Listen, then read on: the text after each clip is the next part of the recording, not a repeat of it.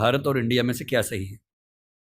संविधान सभा में इस पर खूब बहस हुई थी। यह हमारे संविधान का अनुच्छेद 1 है और उसमें लिखा हुआ है India that is Bharat shall be A union of states.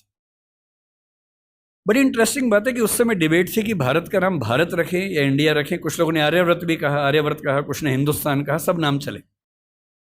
अंत में सहमति बनी कि नहीं, भारत और इंडिया ही ठीक है।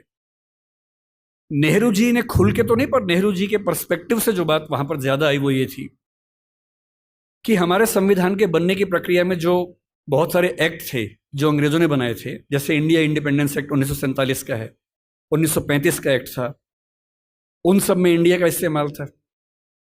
उस समय के भारत की तरफ से जो समझौते अंतर्राष्ट्रीय थे उन सब में इंडिया नाम था।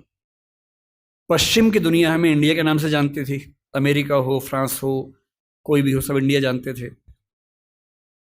नेहरू जी का मिजाज जो था वो ये भी था कि हमें ग्लोबल पर्सपेक्टिव में चीज़ों को देखना है, पूरी दुनिया से संवाद करना है, क्योंकि उनकी रुचि अंतर्राष्ट्रीय मुद्दों में ज्यादा थी, बहुत ज्यादा थी। मेरे ख्याल से इन सब वजहों से तय हुआ कि हम अपना नाम इंडिया रखेंगे, पर इंडिया के बराबर महत्व भारत का भी रहेगा। तो लिखा गया India that is Bharat. India जो कि भारत है, राज्यों का एक संघ होगा। 4 दिन पहले की बात है, मैं हॉलैंड में एक टैक्सी में बैठा हुआ था।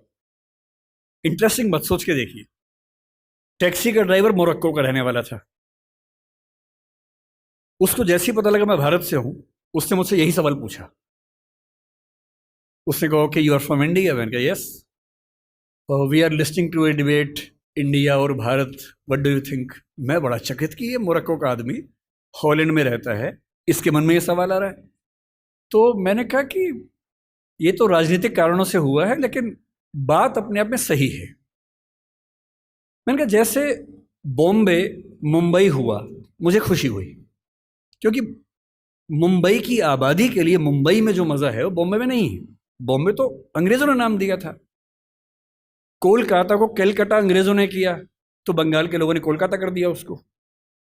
दिल्ली को दिल्ली के लोगों ने दिल्ली कर दिया, दिल्ली ही बना के रखा हुआ है, DILLI, ये होना चाहिए। काहे के दिल्ली भाई, हम क्यों दिल्ली बोलेंगे दिल्ली को? ये सारे तर्क अगर सही हैं, अगर बर्मा का नाम म्यांमार होना सही है क्योंकि उनकी जनता की आवाज तो म्यांमार में है, बर्मा में नहीं है। श्रीलंका और सीलोन की डिबेट में वो अपने आप को सीलोन ना मानना चाहे, श्रीलंका मानना चाहें, क्योंकि उनकी भाषा श्रीलंका बोलती है। तो मेरे मन में सवाल बड़ा साफ आता है कि भारत इंडिया क्यों होना चाहिए। मैं फिर स्पष्ट कर दूं, मैं सरकार के पक्ष में नहीं बोल रहा हूं, मुझे उनसे रत्ती भर मतलब नहीं, मैं एक विचार की बात कर रहा हूं। और मैं जब संविधान पढ़ाया करता था, अनुच्छेद 1 पढ़ाते हुए मैं हमेशा बोलता था कि मुझे चुभन होती है ये पढ़ते हुए कि इंडिया दैट इज भारत।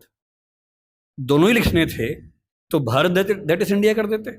अगर दोनों ही लिखने थे, ठीक है, दोनों रखें, क्या दिक्कत है। इंटरेस्टिंग बात इसके बाद है, मोरक्को के उस ड्राइवर ने उसके बाद पता है क्या कहा, हिंदी में अगर बताऊं, बोले अच्छा अच्छा ये मामला है, अब समझ में आया। फिर बोले कि बड़ी इंटरेस्टिंग बात है, हमारा नाम मोरक्को पड़ गया फ्रेंच लोगों की वजह से।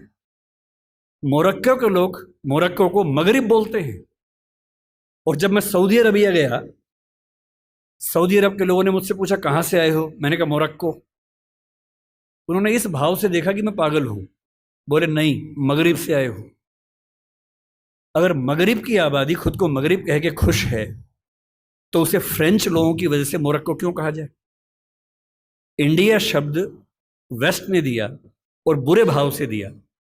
उनकी नजर में इंडियन होने का मतलब है बहुत पिछड़ा हुआ होना, रेड इंडियंस, वेस्ट इंडियंस। तो आज ये क्यों हुआ? मैं समझता हूं कि राजनीतिक निहितार्थ है और उस राजनीति में मेरी रुचि जरा सी भी नहीं है, लेकिन ये आज हो या कभी भी हो, मैं इस पक्ष में हूं कि देश का नाम देश की भाषा में होना चाहिए और देश की भाषा भारत के पक्ष में है। आप इंडिया भी रख लीजिए, इंडिया दैट इज भारत के बदले भारत दैट इज इंडिया मेरी पहली पसंद होगी। मुझे इंडिया से दिक्कत नहीं है, पर भारत मेरी पहली मोहब्बत है। नमस्ते सर, मेरा